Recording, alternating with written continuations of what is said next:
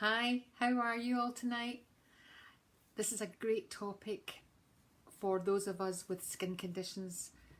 The two that I'm discussing tonight is acne and rosacea, and I think it's important for everyone to know what the difference is.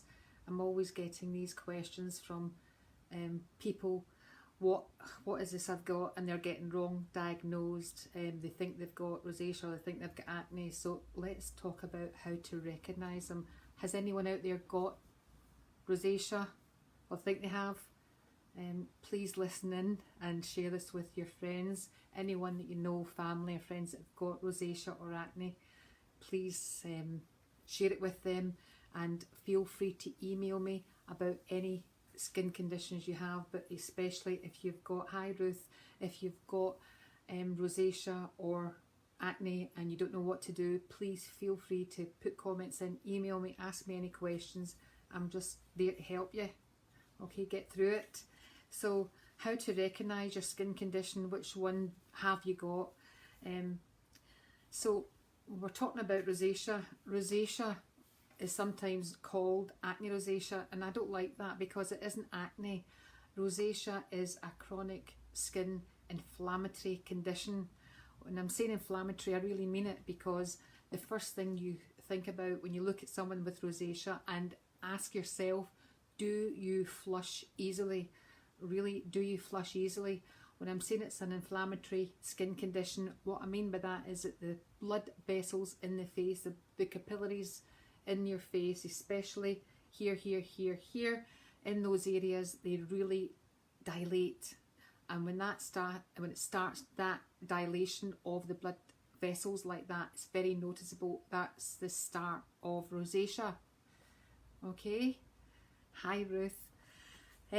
So rosacea is a really, just like acne, rosacea is a horrible skin condition to have when you suffer from it. It really hits usually very pale people. So the fair skinned, those of us who are fair skinned, and middle-aged women, unfortunately, really get it quite bad, and they get it more often than the men.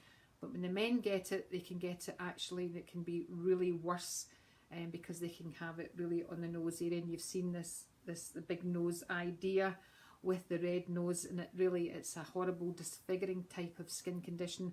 But generally it's women in middle age that get rosacea, and you really need to think, right, what rosacea, what is triggering this in me? And that's what you need to know. So you know how to recognise it. It looks like easily flushing. Do you flush easily? Have you got the pinkness, the dilated blood capillary loops here? Okay, so it's really like the central of the face. Have you got that?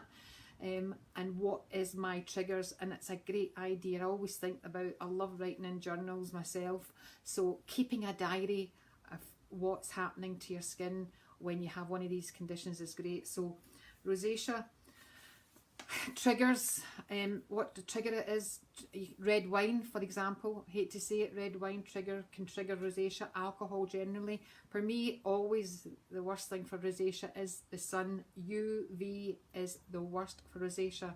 So if you have this highly sensitized chronic skin condition, you really need to cover up. You really need to not go out in the sun, not sunbathe. You need to make sure you're wearing sunscreen, Joni's favourite, sunscreen, especially if you're a rosacea sufferer.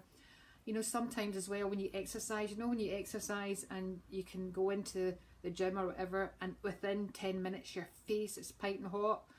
So if you really are a gym buddy and you suffer from rosacea, I really want, hi Sharon, if you want to go into the gym and you have this issue, you really need to think of exercising in the morning when it's cooler, and last thing at night. These are the ideal times. You don't want to have it when everything's too hot and the temperature's too hot. And that's the other clue about rosacea. It's extremes of temperature, very hot and very cold. That causing the blood to change, and whatever, the heat to go up to the skin, anything that causes that. Okay, so if you do that, is it Zumba? It's called the dance exercise. I knew someone that had really chronic rosacea and she was doing that, and I said, you can't do that. You can't do that where your face goes piping hot. Think of something else. Okay, so talked about rosacea. I hope you've got a clearer picture of what rosacea is. I want to talk about acne. So this is it. Acne is also another chronic skin inflammatory disease, and the main thing about acne is you get acne, it's not just confined to the central of the face like rosacea. Acne, you can get acne anywhere on the face. You get it on the chest, you get it on the neck, you get it on upper arms and on the back. So pretty much acne can occur everywhere. Okay, so that's the two main differences, right? Acne is simply caused when the sebaceous gland is activated. It really occurs at puberty. So at puberty, the male hormones that are produced in the adrenal glands chuck out this hormone testosterone, and it stimulates the sebaceous glands, which are attached to the hair follicle. Now, normally, sebum coming up the hair follicle are good. It's a good thing because the sebum is actually moisturising your hair. I could do with some more in mine. You really need sebum. Sebum's normally very good, but when it gets activated at puberty, it can be too strong. The activation and the male hormone gets a bit strong, and you've got like 3 times as much sebum coming up, and what happens is it mixes with the dead skin cells on the surface. Now when that occurs, if the follicle closes or the pore closes, right, and the sebum can't get out, it becomes a whitehead. Okay, so that's a whitehead. If there's an opening to the pore and the sebum comes up, you then get comedones, or what we know as commonly as blackheads. And that's the other thing. If you've got rosacea, you do not get blackheads.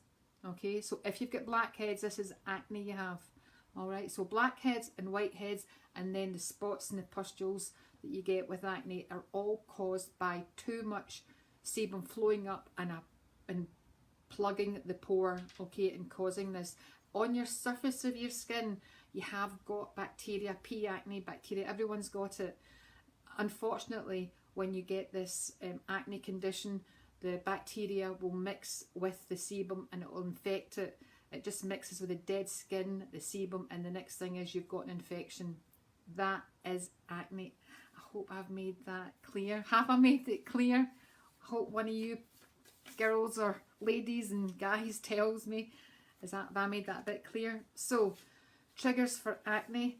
You know, I always think that it's just only the male hormone you've got to really be careful of, and the things that can affect that is some medication.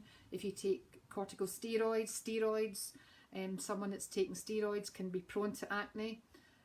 Lithium, it's given out for depression and other things. Lithium is known to stimulate acne.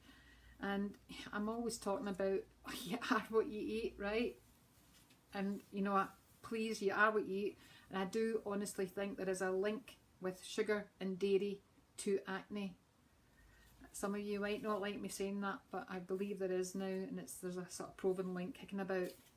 So if you've got any questions, has anybody got any questions for me tonight? Feel free, if you don't want to ask them just now during Facebook Live, always put them in the comments below and I will answer them, I will get to you. I have stockists of GL all over, and you know, if you want to get a product, want advice, there's lots of trained therapists out there. I think that's the most important thing, that you always want to speak to someone that really knows skin to get the right answers, you know, and to be diagnosed correctly. So whoever that is in your area, try and find that person. So again, if you want to speak to me personally, you can email me. Kathleen, about skin peels, it just depends, you know, it depends on how your skin is, what you're trying to treat. If you have a skin peel, okay, how often should you get them? If you're trying to fix a problem, if someone has got acne, for example, peels are actually really good for acne because they're causing that exfoliation, a bigger exfoliation of skin. So if I was trying to fix a problem, I would try and have a peel, as long as they've used a proprietary product before that, something, they've got to use something usually with glycolic acid for 2 weeks before they have a peel, definitely 2 weeks before they have it, at least, okay? So getting advice about that. But if you're treating a problem like acne, or you've got very aged skin, once a week, okay, once a week for a course, and then reassess it. You're always reassessing skin after doing a peel.